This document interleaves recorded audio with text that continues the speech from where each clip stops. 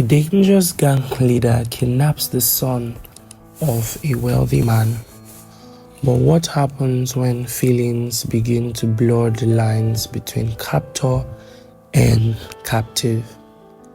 This is a story about power, tension, and a love that shouldn't exist. The kingdom of Eair was a land of stark contrast. In the bustling markets, the rich flaunted their wealth, their fine robes trailing through the dust, while the poor watched from the shadows, their stomachs empty but their spirits unbroken. Gold spoke louder than justice, and the line between wealth and poverty was so thin that even the wind dared not cross it. In the heart of this divide lived a man who walked the fine line between fear and hope, chaos and salvation. His name was Aladdin, though most knew him by another name, Ade.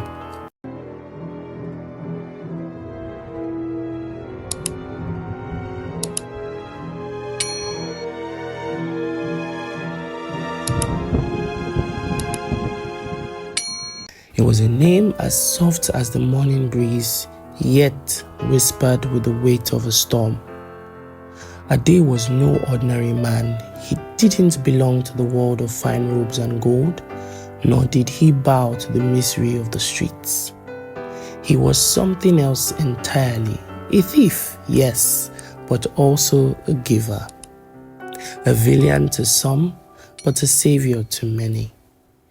His life was one of shadow and secrets, where every step he took challenged the power that held Eair in its grip. One morning, as the sun rose over the market, Ade stood in the shadows, his sharp eyes scanning the crowd. Merchants boasted of their wealth, their laughter echoing like coins falling into an empty jar. As one man raised the purse of gold to the sky, Ade moved silently and swiftly unnoticed. The merchant didn't feel the weight leave his hands, but the boy sitting by the roadside did.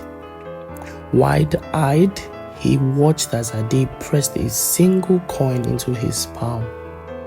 Without a word, the boy whispered, "Thank you, Ade." As the merchant shouted in anger, the crowd murmured Ade's name, soft as a secret but unstoppable as the tide. Ade was here! Ade was here! Thus began the story of a man who dared to challenge the line between rich and poor, a story of Ade and a love that would change everything.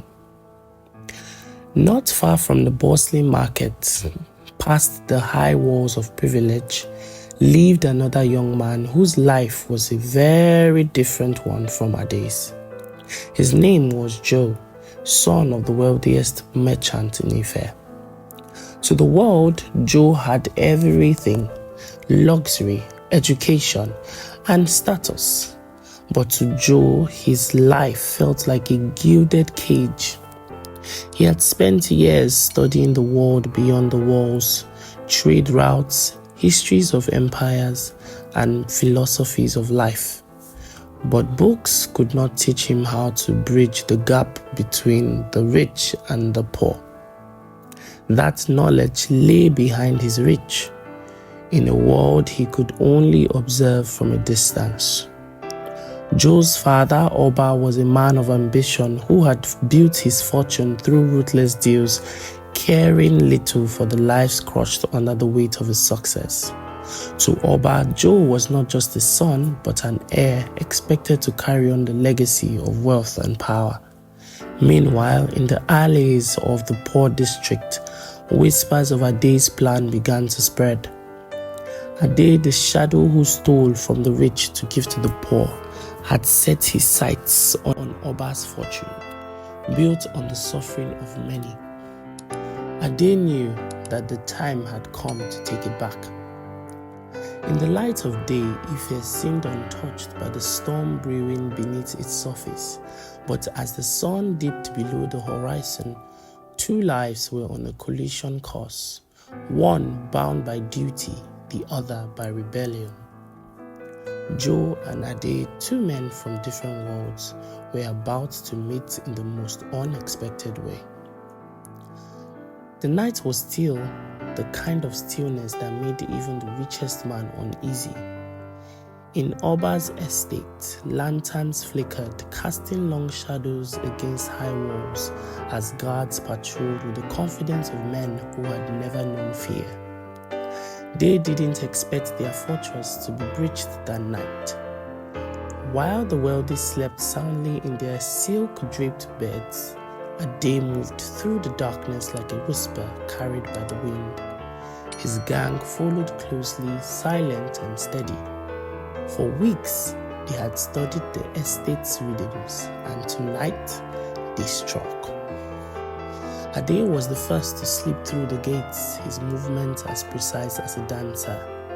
The guards never saw him coming. One by one, they fell, subdued with the skill of a man who had done this 100 times before. No blood was spilled. That was Ade's rule. Fear was a far better weapon than violence. Inside the mansion, Joe sat in his study, oblivious to the danger creeping closer. A single lantern lit the room as he pored over maps and scrolls, his thoughts far away. The door swung open, breaking the silence. Joe looked up, startled. At first, he thought it was one of the servants, but the figure that entered was someone he didn't recognize. Tall, broad-shouldered, and cloaked in the night shadows. Ade stood in the doorway, his piercing gaze looking onto Joe. "You," Ade said, his voice low but commanding. "You are coming with me." Joe rose to his feet, his heart pounding in his chest. Who are you? What do you want?" he demanded, his voice steadier than he felt. Ade stepped forward, his presence filling the room. "I am Aladdin, aka Ade," he said boldly, "and I am here to kidnap you for ransom." For a moment, Joe's eyes widened in recognition. He had never seen Ade before, but the name was one he had heard countless times. Whispers in the halls of the rich and stories told by those who had felt the sting of Ade's raids. Ade was the most feared and talked about man in the kingdom, though few had ever seen the notorious gang leader.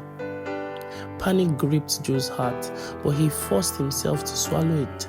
He wasn't a man who gave in easily, so he straightened his back and said, "Well, let's get this over with." Ade's lip twitched into a faint smirk. "Brave," he muttered, "but foolish." He gestured to his men, who entered the room and quickly bound Joe's hands. As they led him out into the night, the chill of the air beat at his skin. The estate, once a place of comfort and safety, now seemed cold and unfamiliar. For the first time in his life, Joe felt utterly powerless.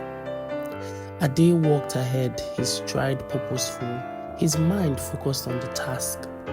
Joe was just another pawn in his game against the rich, but as the young man's footsteps echoed behind him, Joe couldn't help but glance back just once. The look in Joe's eyes, confused, angry, and proud, stayed with him longer than he cared to admit. The journey to Ade's hideout was long, and as they walked through narrow alleys and hidden paths, Joe's mind raced with questions. When they finally arrived, Joe was struck by the starkness of the place. The hideout was no grand fortress, but a repurposed warehouse on the edge of the poor district. Its walls were withered and cracked, and its corners were lit by dim lanterns. A fire burned in the center, throwing flickering shadows on the faces of Ade's gang. They were young, scrappy, and dangerous looking, but their eyes held something more than maintenance, something closer to loyalty. Joe was pushed forward and forced into a chair. He glanced up at Ade, whose sharp eyes seemed to pierce through him. There was no kindness in Ade's gaze, but there was no malice either, only curiosity. "You are quiet," Ade said, leaning against the table with casual authority. "I expected more fights from the son of Oba." John straightened his back, refusing to look away. "I have nothing to say to a thief." The gang chuckled, but Ade's expression didn't change. Instead, he tilted his head as if considering something. "A thief?" he repeated. "A thief?" His tone laced with mockery. "Tell me, Joe, where do you think your father's wealth comes from?" Joe's jaw tightened, but he didn't respond. Ade took a step closer. "You sit here in your fine clothes, fed by the labor of people who can barely afford bread, and you call me a thief?" Though there was no humor in it. "If I'm a thief, then your father is a king among criminals." The words stung, not because Joe believed them, but because they forced him to confront a thought he had spent years trying to ignore. He looked away, his silence ending another round of chuckles from the gang. Ade waved a hand. "Leave him, we will deal with him in the morning." As the gang dispersed, Ade lingered for a moment, his eyes still on Joe. Then, with a shrug, he turned and walked away. Joe exhaled, his shoulders relaxing slightly now that Ade's piercing gaze was gone. He looked around the room, searching for an escape route, but the doors were guarded and the windows were too high to reach. He leaned back in the chair, his mind racing. Had his father been alerted to his kidnapping? How long will he be kept here? How long until he could return home if they ever let him go? In the far corner of the room, Ade sat by the fire, sharpening a blade.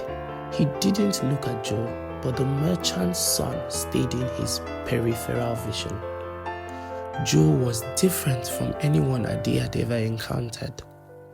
He was proud, defiant, and unshaken by the power Ade wielded over him. And yet, there was a vulnerability in his eyes that Ade couldn't quite place. Neither man slept that night, though neither would admit it. One stared at the ceiling, trying to make sense of the chaos he had been thrown into, while the other watched. The fire flickered, waiting for whatever came next. Night was long, but the dawn brought a new challenge, one neither Ade nor Joe could predict. And so, the battle for the soul of Eair continued. Thank you so much for subscribing. Thank you so much for staying till the end. If you didn't subscribe, please do well to subscribe and click on the notification bell so that you are aware when next I'll be posting my next story. And till next time, I say I love you and bye.